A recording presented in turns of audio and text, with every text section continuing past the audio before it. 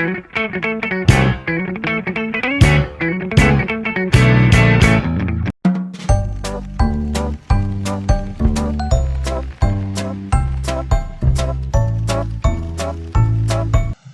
guys, welcome back to my channel. Jadi di video kali ini, aku akan membuat penjelasan tentang materi manajemen data sistem informasi kesehatan dan standarisasi interoperabilitas dalam sistem informasi kesehatan. Langsung aja kita mulai ke penjelasannya. Manajemen data dalam sistem informasi kesehatan dan standarisasi interoperabilitas dalam sistem informasi kesehatan. Yang pertama, manajemen data dalam SIK. Manajemen data dalam sistem informasi kesehatan merujuk pada proses pengelolaan data kesehatan pasien dan informasi terkait lainnya agar dapat diakses, digunakan, dan dianalisis secara efektif dan efisien. Manajemen data dalam sistem informasi kesehatan mencakup beberapa kegiatan, mulai dari pengumpulan, pengolahan, pengaturan, penyimpanan, hingga distribusi data kesehatan. Tujuan utamanya adalah untuk mendukung pengambilan keputusan klinis yang tepat dan meningkatkan kualitas perawatan pasien, memenuhi kebutuhan informasi kesehatan.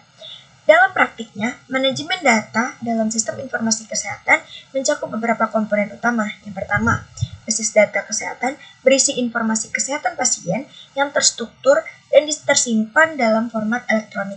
Yang kedua, data warehousing, mengintegrasikan dan menyimpan data dari berbagai sumber untuk tujuan analisis dan pengambilan keputusan.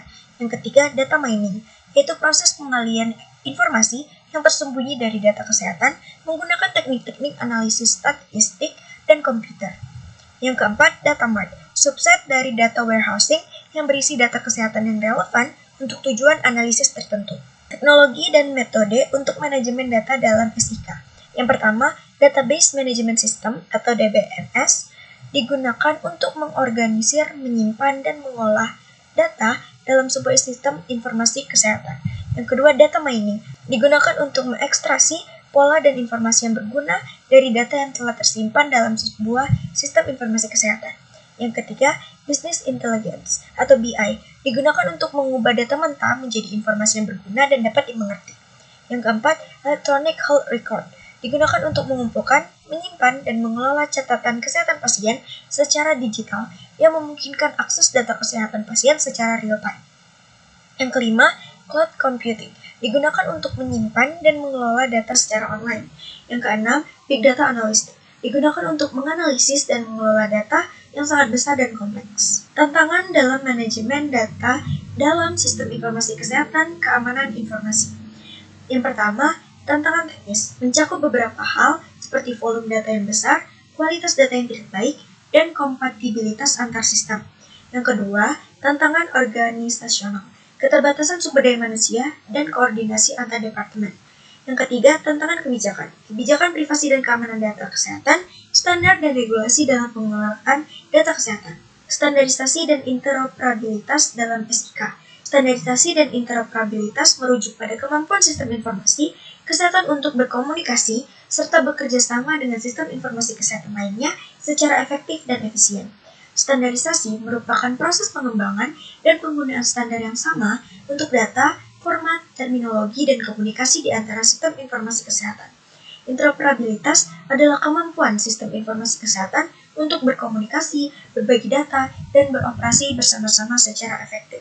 Dengan adopsi standarisasi dan interoperabilitas yang tepat, SIK dapat mempercepat akses dan pemakaian data kesehatan, meningkatkan koordinasi dan kerjasama antar lembaga kesehatan, serta memastikan bahwa data kesehatan yang diterima dapat digunakan secara efektif. Standar dan protokol interoperabilitas dalam sistem informasi kesehatan. Yang pertama, Health Level 7 International atau HL7. Standar internasional untuk pertukaran data kesehatan antara sistem informasi kesehatan yang berbeda. Yang kedua, Digital Imaging and Communication in Medicine atau DICOM. Standar internasional untuk pertukaran data medis seperti gambar medis antara sistem informasi kesehatan yang berbeda. Yang ketiga, International Classification of Disease atau ICD. Sistem klasifikasi dan nomenklatur medis yang digunakan untuk mencatat serta melaporkan diagnosis dan penyakit. Yang keempat, Logical Observation Identifiers, Name and Codes. Sistem klasifikasi dan nomenklatur medis yang digunakan untuk mencatat dan melaporkan hasil tes laboratorium.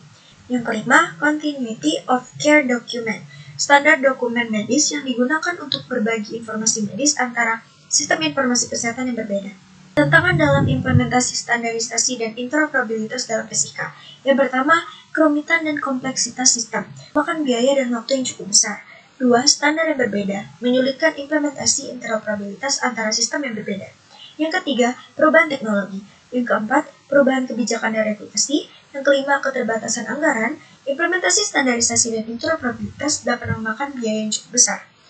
Keenam, kurangnya kesadaran dan dukungan pengguna. Kurangnya dukungan dan partisipasi dari pengguna. Yang ketujuh, masalah keamanan dan privasi.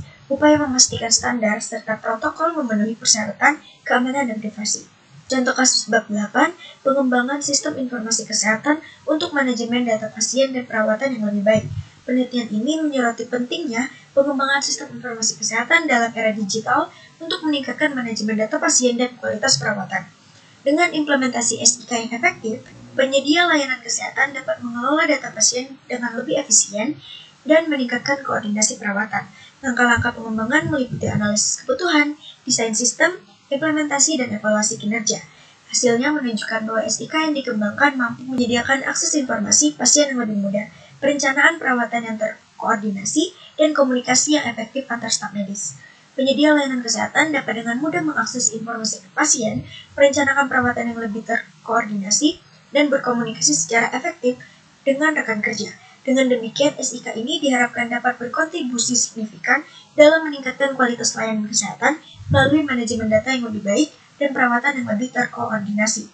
Contoh kasus bab 9, implementasi standar interoperabilitas HL7 FHIR pada pertukaran rekam kesehatan elektronik di puskesmas. Jurnal ini membahas penerapan standar HL7 FHIR untuk meningkatkan interoperabilitas dalam pertukaran rekam kesehatan elektronik di puskesmas. Dalam implementasi RKE, sistem elektronik yang digunakan harus memiliki kemampuan kompatibilitas dan interoperabilitas. Interoperabilitas RKE di fasilitas kesehatan harus menggunakan platform layanan interoperabilitas data kesehatan yang dikelola oleh Kementerian Kesehatan, yaitu Health Level 7 International Fast Healthcare Interoperability Research atau HL7FHIR. Pengujian fungsi interoperabilitas bersama tim pengembangan Simpus menunjukkan bahwa pertukaran data kesehatan dalam bentuk FHIR Research dapat dilakukan dengan baik. Berikut tahapan dalam perancangan interoperabilitas RKI pada Simpus, yaitu Diagnosing Action, Planning Action, Taking Action, and Evaluation. Implementasi standar interoperabilitas HL7 FHIR pada pertukaran RKI di puskesmas memungkinkan integrasi data kesehatan yang lebih efisien dan efektif. Namun, tantangan yang dihadapi antara lain adalah kurangnya standarisasi data dan metadata, serta belum semua pengembang puskesmas atau fasilitas kesehatan lain membuka akses untuk saling bertukar data rekam kesehatan pasien menggunakan standar HL7 FHIR. Oleh karena itu, diperlukannya upaya untuk meningkatkan standarisasi data dan metadata, serta mendorong kolaborasi lintas organisasi dalam pertukaran data kesehatan. Oke guys, jadi segitu dulu penjelasan pada video kali ini. Terima kasih sudah menonton. See you!